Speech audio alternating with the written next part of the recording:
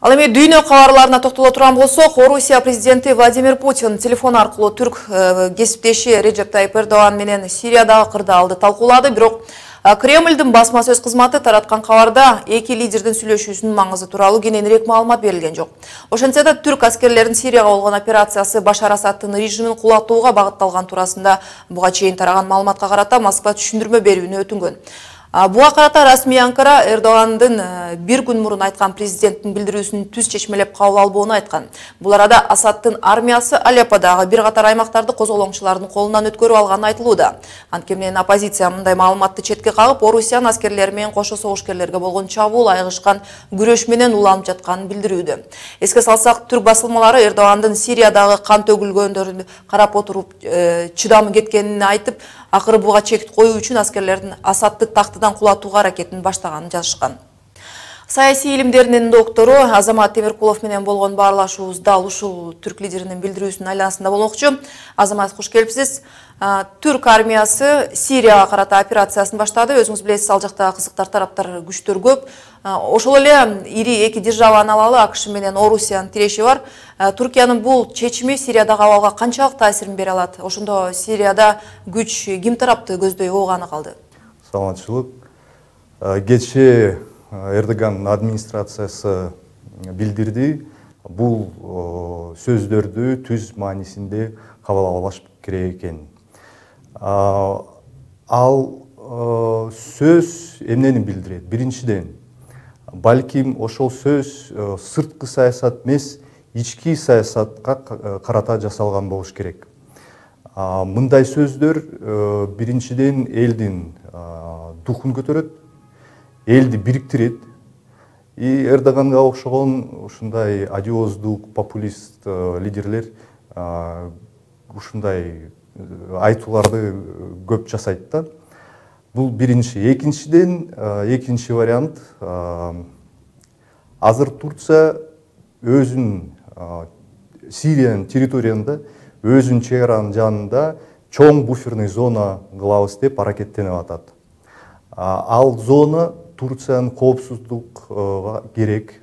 Анткени ошол жерди Турция өзүнүн контролуна алып, өзүнүн коопсуздугун ошол жерден коргоп турабыз деген максатта ошону жасап атат. Антпесе ошол территорияны курдтар өзүнүн контролуна алса, анда ички Турцияда жашаган курдтар менен биригип бир чоң күчкө айланып кетиш мүмкүн да. Ал Турцияга абдан кооптуу. Ошон үчүн бул сөздү Эрдоганга Асадка жасаган мындай алдына алуу айтуу катары түшүнсө болот да. Силер ушинтип Алеппоны алып, курдтарга жардам берип, алар биздин чек арага жакындаса, анда биз ушундай кадамга даярбыз.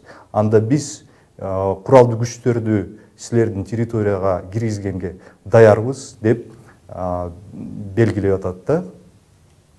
Кремль үчүн Эрдогандын билдирүүсү күтүүсүз болгонун көрдүк. Анан калса Эрдоган мурда согушчандарга, террористтерге каршы иш алып барылат деп келсе, эми Асадка каршы чыгып жатканын айтып турат. Бул Туркия менен АКШ Сирия маселесинде Орусияны тыш калтырып өз ара келишип алды дегенди билдирбейби? Кечээ Путин менен Эрдоган телефон менен сүйлөштү. Эрдоганын администрациясы айтты, ушул сөздөрдү түз маанисинде кабыл албаш керек деп. Ошон үчүн мен ойлойм, бул сөз Эрдоган өзү деле айткан болуш керек да, болуш керек мүмкүн.